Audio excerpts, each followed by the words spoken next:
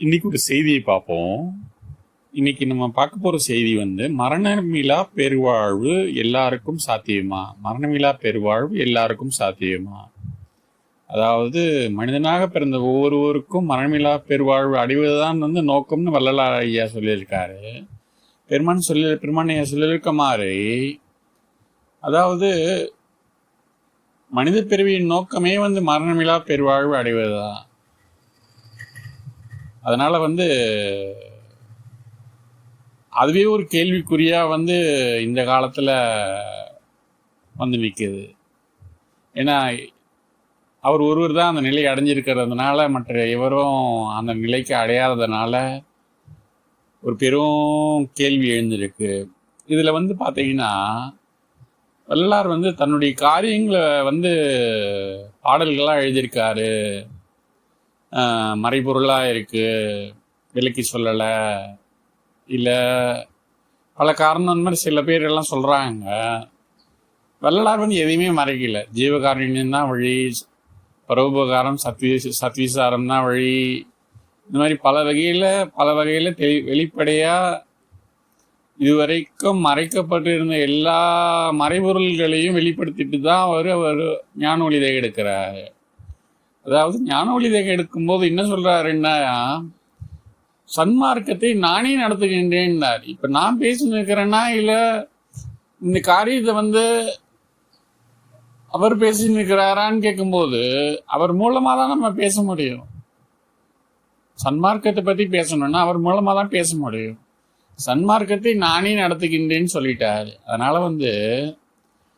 நம்ம இந்த சன்மார்க்கத்தை எப்படி உலகம் ஃபுல்லாக கொண்டு போய் சேர்க்கறது, இல்லை மரணமிலா பெருவாழ்வை எப்படி அறிவிக்கிறது, இல்லை இது சாத்தியமா, இதுக்கு பயிற்சி முறைகள் இருக்கா, இல்லை எதனா பயிற்சி செய்யலாமா, இல்லை முயற்சி செய்யலாமா, எப்படி இதில் அணுகிறதுன்றதை பற்றின கவலை நம்மளுக்கு தேவையில்லை. சன்மார்க்கத்தை நானே நடத்துகின்றேன்னுட்டாரு. அவர் ஞான ஒளி தேகம் அடையும் போது ஒன்று சொன்னார். அந்த பேருபதேசத்தில் முக்கியமான விஷயம் என்னன்னா, அந்த இனி எல்லா உடம்பிற்குள்ளும் நான் பகிர்ந்து கொள்வேன், அருட்பெருஞ்சோதி ஆண்டவர் என்னை காட்டிக்கொடார், அது சொல்லியிருக்காரு. அதாவது நல்லவர்களா இருந்தாலும் சரி, தீயவர்களா இருந்தாலும் சரி, அதாவது உங்களுக்கு துன்பம் தரவங்களா இருந்தாலும் சரி, இன்பம் தரவங்களா இருந்தாலும் சரி, அவர்களுக்குள்ள வள்ளலார் மறைஞ்சு இருக்கிறாரு. அவர் மறைஞ்சு செயல்படுகிறாரு. அதாவது உபதேசத்துல சொல்லும்போது ஒரு இடத்துல சொல்லப்படுது, என்னிடத்தில் ஒரு நசப்படாத முரட்டுத்தனமா எப்படி இருந்தாலும் 5 விதத்துல சொல்றாரு. அவனுக்கு நல்ல வார்த்தை சொல்லுவேன், முதலாவது இது. 2வது மிரட்டி சொல்லுவேன், 3வது தென்னன் விழுந்து சொல்லுவேன், இது 3வது. 4வது அல்லது பொருளை கொடுத்து வசப்படுத்துவேன், 4வது. 5வது அல்லது ஆண்டவரை நினைத்து பிரார்த்தனை செய்வேன். இந்த மாதிரி வள்ளலார் செயல்பட்டு கொண்டே தான் இருக்கிறாரு. 24 மணி நேரமும் ஒவ்வொரு அணுவுக்குள்ள இருந்தும் செயல்பட்டு கொண்டு இருக்கிறாரு. அவர் இந்த பிரபஞ்சம் முழுவதும், அதாவது இந்த பிரபஞ்சம் முழுவதும் மட்டும் இல்லை, அதுக்கு அப்பால் உள்ள அருட்பெருஞ்சோதி வெளியா இருக்கிற அந்த அனாதி சொரூபத்திலையும் அவர் இருந்து வியாபித்து இன்னும் அகன்று கொண்டே, இன்னும் விரிவாகி கொண்டே போயினே தான் இருக்கிற அவர் தேகம். இதுல என்னன்னா, இது முயற்சினாலேயோ பயிற்சினாலேயோ அடையிற விஷயம் இல்லை. இந்த மரணமிலா பெருவாழ்வு முயற்சினாலேயோ பயிற்சினாலேயோன்றதுனால என்னன்னா, பல பேர் யோகத்தினால, அதாவது 4 பேருக்கு சரியை, கிரியை, யோகம், ஞானம் 4 வழி இருக்கு. இந்த எல்லா வழிகளை காட்டிலும் சரணாகதின்ற வழிதான் சிறந்த வழின்னு நான் சொல்லுவேன். வள்ளலார் இடத்துல நம்ம சரணடைஞ்சிடணும். அதாவது இது ஏதோ ஒரு காசு கொடுத்து வாங்குற பொருள் இல்லை மரணமிலா பெருவாழ்வுன்றது. நம்ம வேண்டுதல் மூலமாவோ, இல்லை ஒரு பிரார்த்தனை மூலம், வேண்டுதல் பிரார்த்தனை, இல்லை ஏதாவது ஒரு நம்ம இதை கொடுத்து அதை வாங்குற மாதிரியான காரியம் இல்லை. இதை பொறுத்த வரைக்கும் பார்த்தீங்கன்னா வள்ளலார் ஐயாவே சொல்றது என்னன்னா, இப்படி எந்த விதத்திலேயாவது நல்ல வழிக்கு வர செய்து விடுவேன், நீங்கள் எல்லாரும் இப்படியே செய்தல் வேண்டும். ராத்திரி கூட நான் இல்லாமல் இந்த ஜனங்கள் சன நேரம் இருக்க மாட்டார்களே என்று ஆண்டவரிடத்தில் விண்ணப்பித்துக் கொண்டேன். கருணையே வடிவான வள்ளலார் மரணமில்லா பெருவாழ்வை எல்லாருக்கும் தரமாட்டாரா? ஏதோ ஒரு காரணத்துக்காக அன்பு மலரணும், அறிந்தது சிவம் மலர்ந்தது அன்புன்றது போல மனிதர்களுக்குள்ள தானா மலரணும். அதாவது தடியால் அடிச்ச கனியா இல்ல, தானா மலர்ந்த கனியா இருக்கணும்னு விரும்புறாரு அவரு. அதாவது ஒரு நிலை வரைக்கும் மனித குலம் வரணும்னு விரும்புகிறார். குறிப்பிட்ட அளவு மனித நேயமாவது வரணும்னு விரும்புகிறார். ஆன்ம நேயம்ன்றது எல்லா உயிரிடத்திலும் அன்பு செய்தல். அதாவது நம்ம இன்னும் மனித நேயத்துக்கே இன்னும் வராது இருக்கிறோம். இன்னும் பசியோடு இருக்கிறவங்க இருக்கிறாங்க, வியாதியோடு இருக்கிறவங்க இருக்கிறாங்க, வறுமையோடு இருக்கிறவங்க இருக்கிறாங்க, எல்லா குறைகளோடு இருக்கிறவங்க இருக்கிறாங்க, எல்லா துயரத்தோடு இருக்கிறவங்க இருக்கிறாங்க. அதாவது மரணமில்லா பெருவாழ்வை இறைவன் ஒருவர் தான் தர முடியும். ஆனால் பசிக்கு உணவை எல்லாராலையும் தர முடியும். ஒரு வியாதிக்கு பிணி நீக்குதல், ஒரு மருத்துவம் செய்கிறது எல்லாராலையும் உதவி செய்து அந்த பிணியை போக்குறதுக்கான வழிமுறைகளை சொல்கிறது எல்லாராலையும் முடியும். மரணமில்லா பெருவாழ்வு மட்டும்தான் கடவுள் தர முடியுமே தவிர, இறைவன் தர முடியுமே தவிர, அதை தவிர மற்ற எல்லா ஜீவராசிகளுக்கும் தர வேண்டிய உதவிகளை மனிதனாகி நாம செய்ய முடியும். அந்த நிலை வரைக்கும் வரணும்னு அவர் விரும்புகிறார். மனிதநேயம், பூரண மனிதநேயம் எப்போ வருதோ இந்த உலகத்துல, அப்போ மரணமில்லா பெருவாழ்வு தானாகவே மலர்ந்துடும். குறைந்தபட்சம் மனிதர்களிடத்திலேயே நம்ம அன்பு கூறாத போது ஆன்மநேயம் பூரணப்படும் போதுதான் கிடைக்கிறது மரணமில்லா பெருவாழ்வு. இந்த மனிதநேயம் எப்பொழுது மலர்கிறதோ அப்பொழுது ஆன்மநேயம் தானா மலர்ந்துடும்.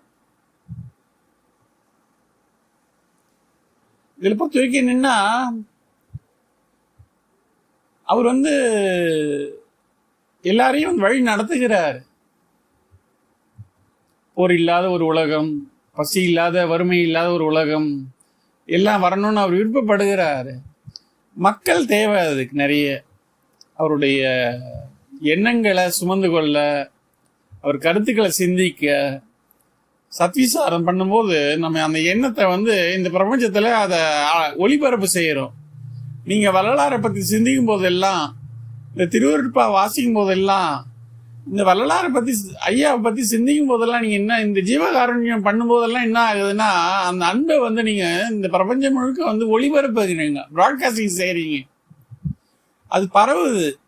ஒரு மனிதன் ஒரு மைக்கை பிடிச்சோ இல்லை மற்ற காரியங்களை குறித்தோ ஒரு நேரடியாக போயோ இல்லை சொல்ல வேண்டிய காரியமே இல்லை இந்த ஜீவகாருண்யம். நீங்கள் ஜீவகாருண்யம் செய்யும்போது அந்த ஜீவகாருண்யம் அலை வடிவில் இந்த உலகம் முழுவதும் பரவுது. அதுதான் உண்மை. ஒரு எண்ணம் எழும் இடம் ஒரு புள்ளியா இருந்தாலும் அது முடியும் இடம் அகண்டாகாரம்னு சொல்லப்படுது. அதுபோல நீங்க எப்பப்ப ஜீவகாருண்யம் செய்யறீங்களோ, சத்விசாரம் செய்யறீங்களோ, பரோபகாரம் செய்யறீங்களோ, அப்போ அது ஒரு கதிர் இயக்கமா செயல்படுது. ஒரு அணுவிற்குள்ள இருக்கிற ஆற்றல் எப்படி வெடித்து ஒரு அணுகுண்டா செயல்படுதோ, அது போல அழிக்கிற ஆற்றலா அது செயல்படுதோ, அது போல நீங்க ஜீவகாருண்யம் செய்யும் போது, சத்விசாரம் செய்யும் போது, பரோபகாரம் செய்யும் போது, அந்த உங்களுடைய வார்த்தைகள் அந்த அணுக்களோடு கலந்து, இந்த பிரபஞ்ச அணுக்களோடு கலந்து அது அருள் அணுவா மாறி ஒரு அருள் உலகத்தை உண்டாகிறதுக்கான வழியை அது செய்து கொண்டே தான் இருக்குது. அதனால எல்லா மனிதர்களுக்கும், அதாவது கொலை புரிவார் தவிர மற்ற அனைவரும் என் குல மக்களேன்னு சொல்லியிருக்கிறாரு. அதனால மனித கொலை பாதகத்தை தவிர எல்லாரையும் திருத்திடுவார் அவர். மனித கொலை பாதகத்தை தவிர செய்கிறவங்களை தவிர மற்ற எல்லாரையும் திருத்தி மரணமில்லா பெருவாழ்வை எல்லாருக்கும் கொடுத்துருவாரு. அதாவது இது அடையணும்னு ஒரு முயற்சி இருந்தாதான், இதுக்கு பயிற்சி இல்லைனாலும் ஒரு முயற்சி வேணும். அதாவது ஒரு சங்கல்பம் வேணும், ஒரு உறுதியான எண்ணம் வேணும். எல்லா கேலி கிண்டல், எல்லா ஒரு மரணமில்லா பெருவாழ்வு சாத்தியமா? நான் தினம் தினம் எத்தனையோ பேர் மறிக்கிறத பார்க்கறேனே. அதாவது வள்ளலார் அவர் ஐயா இருந்தப்ப காலத்திலையும் எத்தனையோ பேர் மறுத்து கொண்டு தான் இருந்தாங்க. ஆனாலும் அது அவர் கண்ணோக்கல.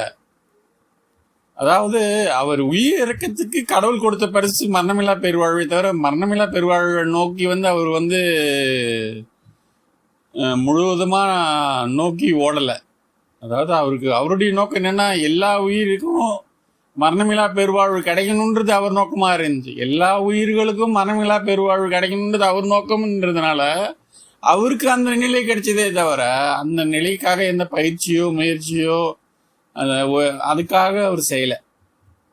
எல்லா உயிர்களும் தன்னுயிர் போல பாவிச்சு அதை செயல்படுத்தினாரு. இப்போவும் அதான் செயல்படுத்துறாரு. வெகு சீக்கிரத்துல நம்ம அந்த மரணமில்லா பெருவாழ்வை பெற்றுக்கொள்வோம்.